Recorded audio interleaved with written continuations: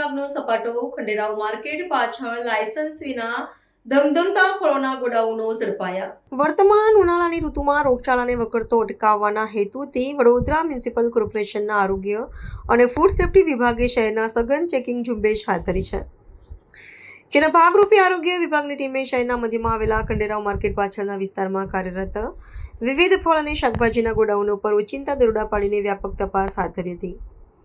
આ સપાટા દરમિયાન food safety ઇન્સ્પેક્ટરો દ્વારા ગોડાઉનમાં સંગ્રહિત કરાયેલા ફળો અને શાકભાજીની ગુણવત્તા તેમજ હાઇજીનની ઝીણવટભરી ચકાસણી કરવામાં આવી હતી। પ્રાથમિક તપાસમાં જે હકીકત સપાટી પર આવી હતી કે અનેક જથ્થાબંધ વેપારીઓ ફૂડ સેફ્ટી અને સ્ટાન્ડર્ડ્સ ઓથોરિટીના જરૂરી લાયસન્સ મેળવ્યા વિના જ પોતાનો વ્યવસાય ચલાવી રહ્યા હતા, જેના પગલે પાલિકા તંત્ર દ્વારા તમામ બેદરકાર સંચાલકો સામે કડક કાનૂની કાર્યવાહી શરૂ કરવામાં આવી હતી। લોક સ્વાસ્થ્ય સાથે ચેડા કરતા તત્વો સામે લલાંખ કરતા પાલિકા અધિકારીઓએ સ્પષ્ટ કર્યું